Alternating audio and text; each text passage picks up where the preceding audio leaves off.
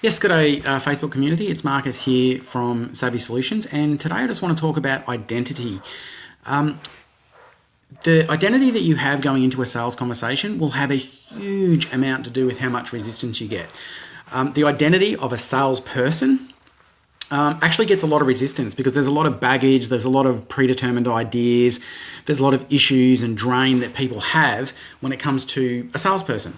And here's the thing, we are always processing information. A great book to those who want one is Pitch Anything by Olren Clarf. Fantastic book, all about this sort of stuff.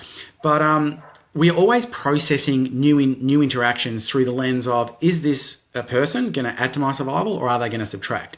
If the person's going to add to our survival, we are likely to lean into them and move towards them. And if the person's going to subtract from our survival, we are actually likely to move away from them. Good day, Leanne. It's lovely to have you on the call.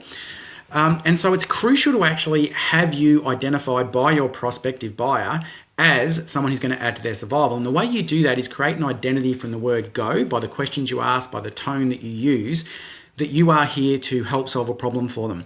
If you cannot solve a problem for them, you have no interest in doing business. And if you can solve a problem for them, then you'll make that recommendation clear. And if you are identified by them as a problem solver, the thing is, whilst a salesperson may or may not, in their eyes, add to their chance of survival, a problem solver for a problem that they actually have will always be determined by them to add to their survival.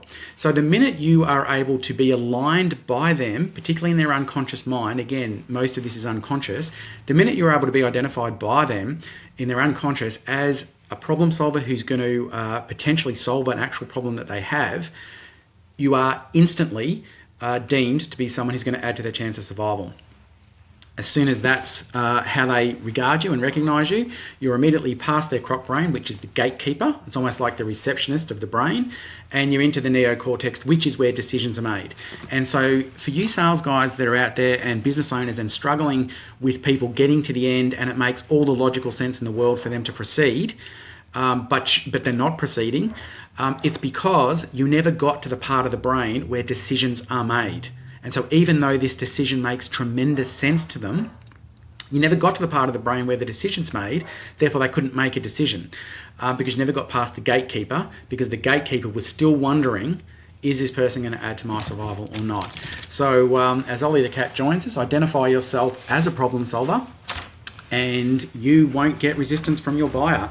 You'll get to the end of the conversation, you'll either recommend the problem, the solution you have to the problem, or you'll recommend a couple of free resources that they can go away because you in fact are not the solution to their problem. But that energy that you have going in, that intention will be felt and will add tremendous momentum to your sales conversation. As always, if you've got any questions around this at all that you have to do is ask, and I'm only too happy to interact in the comments or through Facebook personal messenger. All right guys, have a phenomenal finish to the week in sales.